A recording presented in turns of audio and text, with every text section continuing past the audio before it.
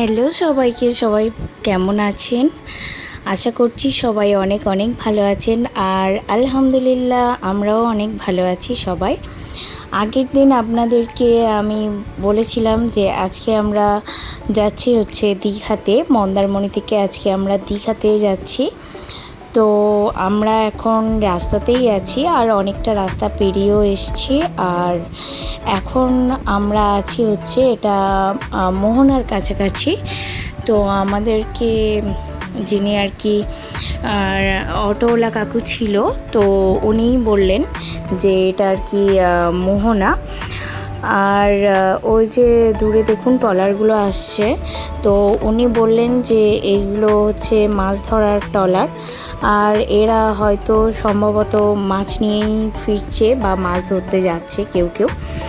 তো যাই হোক, এই জায়গাটা ভালো লাগছিল খুব, তাই এখানে একটু ভিডিও করে নিলাম। আর আমরা এখন চলে যাচ্ছি দীঘার উদ্দেশ্যে। আর তারপরে আমরা আবার মোহনাতে ঘুরতে আসব দীঘা থেকে। আর রাস্তাতে পড়লো এই জায়গাটা দেখুন। এই জায়গাটা আমার এত পছন্দ হয়েছে। এই জায়গাটা এত দারুণ দেখতে, মানে আমার তো খুবই ভালো লাগছিল। আর মনে হচ্ছিল যে এখানটা নেমে কিছুক্ষণ একটু টাইম কাটাই। তো এটা ওই যে ড্রাইভার কাকুটা ছিল, উনি বললেন যে এটা উদয়পুর। আর এখান থেকে দীঘা বেশিক্ষণ দূরত্ব নয়। তো উদয়পুরে এর আগেও এসেছি, কিন্তু এতটা সুন্দর তখন ছিল না।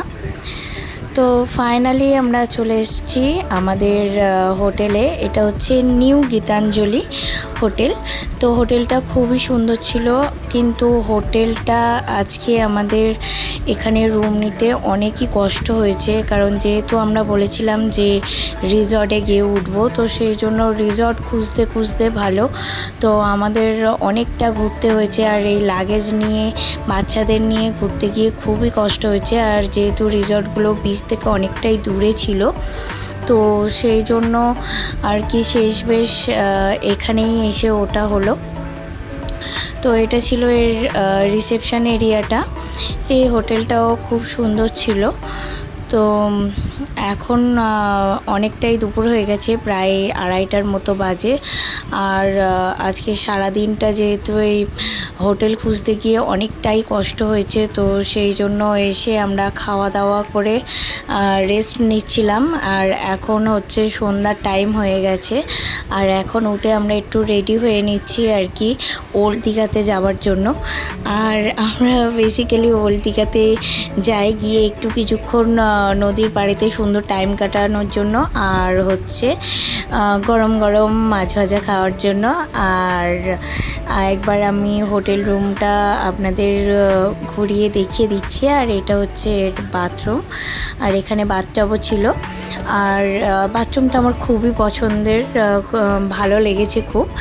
আর এর রুমগুলোও খুব ভালো লেগেছে আর কি। যেহেতু বললাম যে হোটেলে আসার আগে আমাদের খুবই কষ্ট হয়েছে হোটেল বুক করতে, তো সেই কারণে আর কি রুমটার করা হয়নি। তো আর এই দিকে দেখুন আমার বরটা রেডি হয়ে গেছে আর সুন্দর পোজ দিচ্ছে, আর আমি একটু এটাকে ক্যামেরা বন্দি করে নিলাম। আর চলুন এর ব্যালকনি সাইডটা দেখিয়ে দিই। আর এটা ছিল এর ব্যালকনিটা ছোট ছিল, মন্দারমণির ব্যালকনিটা অনেকটা বড় ছিল। আর 2 মাস আগেই আমরা এসেছিলাম, তখনও যে হোটেলটাতে ছিলাম ওর ব্যালকনিটাও বেশ ভালো ভিউ ছিল, বাট এই ব্যালকনিটার ভিউটা তেমন ছিল না। তো আমরা চলে এসেছিলাম ওল্ড দীঘায়। আর ওল্ড দীঘায় এসে আমাদের বেশিক্ষণ থাকা হয়নি, ফেরত যেতে হচ্ছে। তাই আহিল বাবুর মুখটা একটু খারাপ হয়ে গেছে, কারণ আমাদের ওল্ড দীঘায় এসে বাচ্চাগুলো ঘুমিয়ে পড়েছে, আমার বোনের ছেলে, আমার মেয়ে সব ঘুমিয়ে পড়েছে। আর এতই ভিড় ছিল যে ওদের নিয়ে দাঁড়াতে আমাদের খুবই কষ্ট হচ্ছিল। তো আমরা মাছ ভাজা কিছু নিয়েছিলাম, ওখান থেকে নিয়ে আমরা আবার চলে এসেছিলাম হোটেলে। তো এখানে দেখুন এই জায়গাটা আমার ভীষণ ভীষণ ভীষণ পছন্দ হয়েছে, মানে কি আর কি বলবো। তো আমরা তারপরে চলে এসেছিলাম এখানে আবার এসে নিউ দীঘা থেকে কিছুটা মাছ ভাজা নিয়ে এখানে বসে আমরা সবাই একসঙ্গে মিলে খাচ্ছিলাম, আর বাচ্চারাও খুব সুন্দর খেলা করছিল। এটা ছিল 4th ফ্লোরে একটা কমন ব্যালকনি। তো এটা আমাদের রুমের সামনেই ছিল, আর এটা ছিল ভীষণ সুন্দর, আর এখান থেকে ভিউটা জাস্ট দারুণ লাগছিল। কি বলবো, যেমন সমুদ্রের ঢেউ আওয়াজ শোনা যাচ্ছিল, তেমন নিচে দোকানগুলো খুব সুন্দর সমাগম দেখা যাচ্ছিল আর কি, খুব ভালো লাগছিল। আর তার সঙ্গে তো বেশি ভালো লাগছিল সুন্দর হাওয়া হচ্ছিল। আর পরের দিন সকালে উঠে আমরা টাইম পাইনি একটুও ভিডিও করার, কারণ তাড়াতাড়ি উঠে আমরা পরের দিন ব্রেকফাস্ট করেছিলাম। আর ওই যে হোটেলটা আমরা ছিলাম নিউ গীতাঞ্জলি, ওর কি সকালে বুফেট ছিল মন্দারমণির মতোই, বাট এখানের বুফেটা মানে এখানের যে রেস্টুরেন্টটা ছিল নিউ গীতাঞ্জলির, এত সুন্দর রেস্টুরেন্টটা ছিল, মানে ভীষণই পরিষ্কার, সাজানো গোছানো, খুব সুন্দর, মানে আমার তো খুবই ভালো লেগেছে।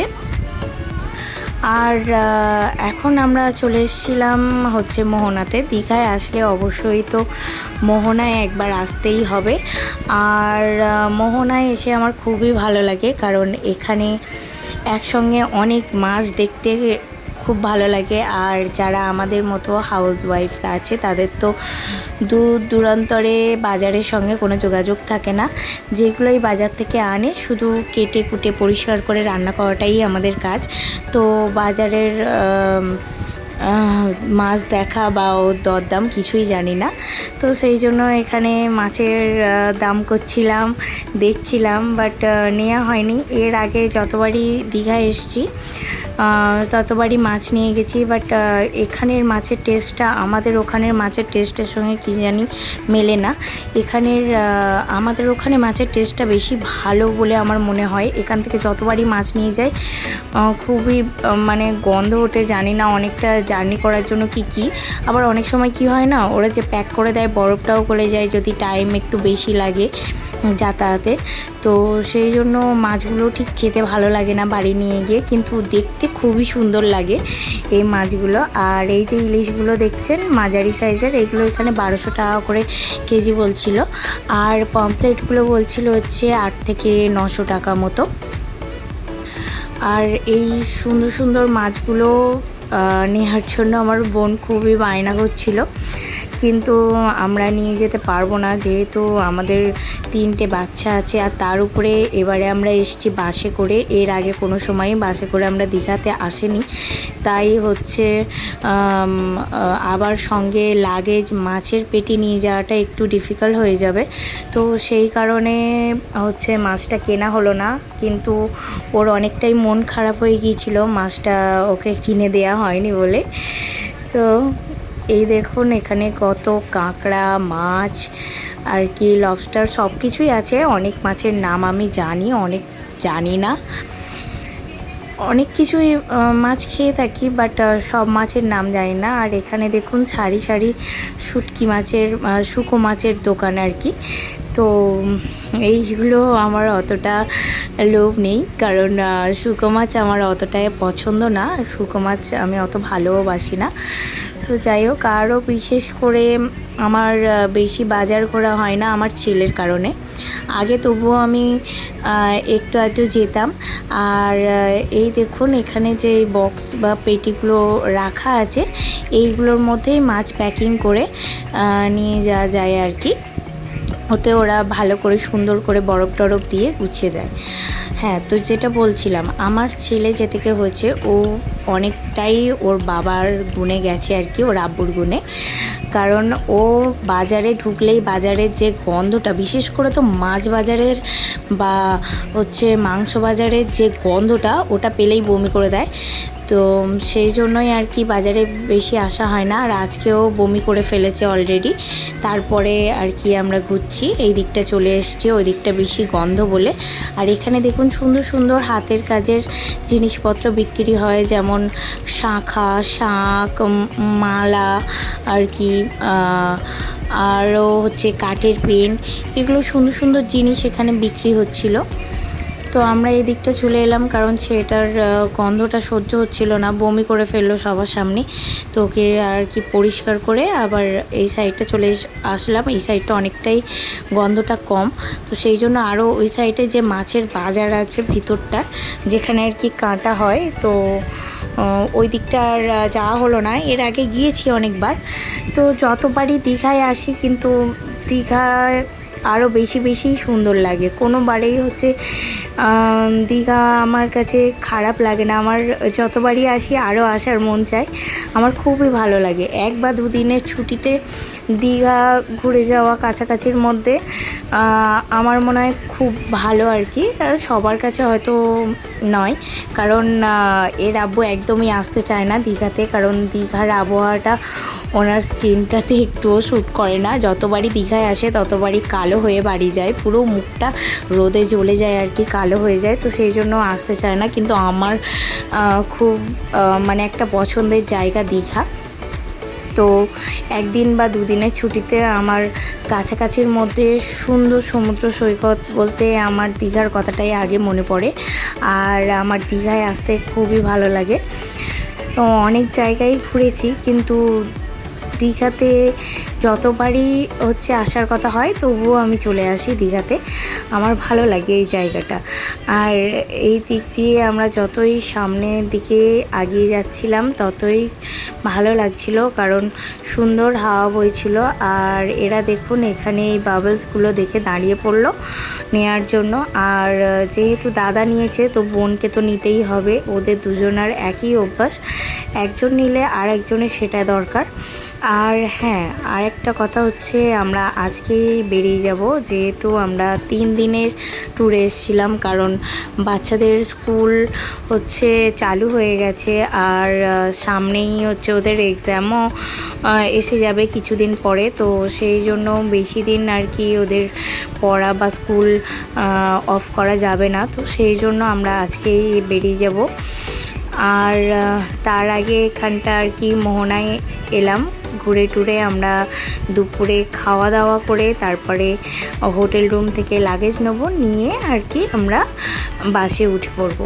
তো এবারে এসে আমরা দেখলাম এখানে আবার ঘোড়াগুলো এখানে রাখা হয়েছে সমুদ্রের পাড়ে। তো এগুলো আমার মনে হয় নতুন, কারণ লকডাউনে 3 বছর হচ্ছে দীঘায় আসতে পারিনি। তারপরে আগের বছর এসেছিলাম, তো আগের বছর এসে ওই যে ছেলের জন্য মোহনাতে আসা হয়নি, কারণ ছেলে মোহনাতে আসতে পারে না, গন্ধেতে বমি করে ফেলে। তো সেই কারণে ওর আব্বু আগের বছর নিয়ে আসেনি মোহনাতে, তো এবছরে জোর করেই এলাম। এসে এখানে দেখলাম এই ঘোড়াগুলো এখানে চলছে। আর এই জায়গাটা দেখুন, এই জায়গাটায় যতবারই আসি মনটা ততবারই খুবই ভালো হয়ে যায়, কারণ এখানে যে আছড়ে পড়া ঢেউগুলো দেখে আমার খুবই ভালো লাগে। আর সবারই প্রায় জামা কাপড় ভিজে যাচ্ছিল এই ঢেউটাতে। এখানটাতে এই জায়গাটাতে আসলে তো একটু ভিজতেই হবে সবাইকে। আর যতটা সামনের দিকে এগিয়ে যাওয়া হচ্ছিল ততই বেশি আর কি ঢেউগুলো আছড়ে আছড়ে পড়ছিল।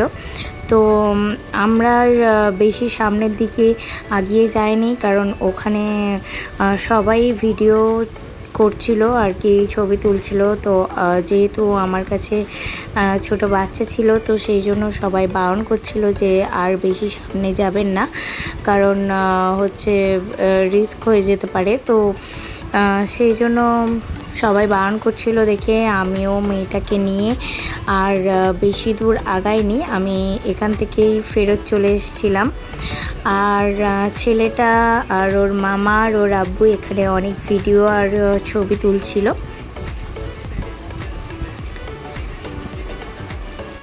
এখানের ঢেউগুলো খুবই সুন্দর, আমার খুব ভালো লাগে এখানের ঢেউগুলো। এখানের ঢেউটা আমার মনে হয় দীঘার যে ঢেউটা ওখানের ঢেউয়ের থেকে এই যে মোহনার ঢেউটা আরও বেশি বলে আমার মনে হয়। আর এখানেও হচ্ছে অনেকেই দেখছি সমুদ্রে নেমে পড়েছে। ওই যে দেখুন দূরে সব অনেকেই সমুদ্রে এখানে আর কি গোসল করছে। তো আমাদের জামা কাপড় ভালোই ভিজে যাচ্ছিল, তো সেই জন্য আর কি আমি চলে এলাম, যেহেতু এবারে আবার আমাদের খাওয়া দাওয়া করে বাসেও উঠতে হবে। তো বাসের একটা টাইমও আছে, তো সেই টাইমে আবার তাড়াহুড়ো করে বাসে উঠতে হবে। তো এই ভিজে জামা কাপড় নিয়ে থাকাটাও অনেকটা কষ্ট। তো সেই জন্য আমরা আর বেশিক্ষণ এখানে ওয়েট করিনি। তো কিছুক্ষণ এখানটা কাটিয়ে আর তাড়াতাড়ি করে চলে গেলাম। আর এই যে দেখুন এই ট্রলারগুলো আসছে, এটা হচ্ছে আসার সময় আমরা দেখেছিলাম যে ট্রলারগুলো আসছিল। তো বলেছিলাম না, ওই যে অটোওয়ালা কাকুটা বলেছিল এগুলো মাছ ধরার ট্রলার। তো সত্যি এগুলো মাছ নিয়েই আসছিল, কিন্তু আমাদের দেখা হয়নি ওই মাছ নামানোটা আর কি, ওই জায়গা পর্যন্ত যাওয়া হয়নি।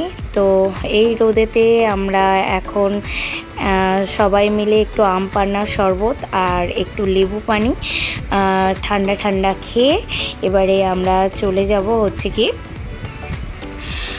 নিউ দীঘাতে, যেখানে আমাদের হোটেলের ওখানে। তো ওখানে গিয়ে আমরা দুপুরের খাওয়া দাওয়া করে আর কি হোটেল থেকে লাগেজ নিয়ে বেরিয়ে পড়ব। আর এখানে হচ্ছে আমার মেয়ে একটু বসে খেলা করছে, যেহেতু ওরা ওইদিকে একটু ঘুরতে ব্যস্ত। তো সেই জন্য আমি মেয়েকে নিয়ে এখানটা একটু টাইম কাটাচ্ছিলাম। দেখুন এখন প্রায় দুপুর 3টে সাড়ে 3টের মতো বাজে। তো আমাদের খাওয়া দাওয়া হয়ে গেছে। বাসটা আমাদের ছিল 2:30টায়, কিন্তু বাসটা অনেকটাই লেট করেছে। আমরা অনেকক্ষণ ধরে ওয়েট করছিলাম, তার মধ্যে বৃষ্টিও হয়ে গেছে। আর বাসটার নাম ছিল মা চণ্ডী। আর বাসটা ছিল একদমই নতুন, অনেক সিটের তো প্রায় ওই যে সিটের যে প্লাস্টিকগুলো থাকে সেইগুলোও ওঠেনি ভালো করে। আর এর উপরটাতে স্লিপারও আছে। বাসটা খুবই সুন্দর ছিল ভিতর থেকে, বাইরে থেকেও সুন্দর ছিল, বাট ভিতর থেকে বেশি সুন্দর ছিল। আর এসিটা এত হাই ছিল যে আমাদের রীতিমতো খুব ঠান্ডা পেয়ে যাচ্ছিল। তো আমরা এসি বন্ধ করেই রেখেছিলাম। আর সিটগুলো খুব কমফোর্টেবল ছিল। আসার সময় তাড়াহুড়ো করে যে বাসটাতে উঠেছিলাম ওই বাসটা অনেক ফাস্ট এসেছিলো, বাট ওই বাসটা আসতে আমাদের খুবই কষ্ট হয়েছে, কারণ ওর সিটগুলো অনেকটাই ছোট ছিল আর খুবই কষ্টকর ছিল ওই বাসটাতে একটু। আমাদের মনে হয়েছে আর কি কষ্ট, ওটাও এসি ছিল বাট এতটা সুন্দর ছিল না বাসটা। আর প্রথম কথা হচ্ছে ওই বাসটার ড্রাইভারটার এবং যে হচ্ছে কন্ট্রাক্টরটা ছিল ওদের ব্যবহার খুবই বাজে ছিল, মুখের ভাষা খুবই বাজে ছিল। আর এই জায়গাটা দেখুন, এখানে কিছু আপনি রাখতে পারবেন জিনিসপত্র। আর এখানে এই দেখুন জল রাখার একটা জায়গা দেখা আছে, আর এটা চার্জিং পয়েন্ট এখানে দেয়া আছে। আর এখানে একটা অ্যাঙ্গেল করা আছে, এখানে ব্যাগ বা কোনো খাবার দাবার কিনে আপনি ঝুলিয়ে রাখতে পারবেন, কোনো অসুবিধা হবে না। আর সিটগুলো তো বললামই খুবই ভালো ছিল। আর আসার সময় আমাদের অন্য কোনো প্রবলেম হয়নি। বাসটা শুধুমাত্র কোলাঘাটেই দাঁড়িয়েছিল আর কোথাও দাঁড়ায়নি, এমনি দু একটা প্যাসেঞ্জার তুলতে এসছে, আর তাছাড়া কোথাও হোল্ড করেনি বাসটা। তো চলুন এই সুন্দর রাস্তার দৃশ্য দেখতে দেখতে আমরা এখন বাড়ি চলে যাব। আজকের মতো ভিডিওটা এখানেই শেষ করছি। সবাই ভালো থাকবেন, সুস্থ থাকবেন। আল্লাহ হাফিজ।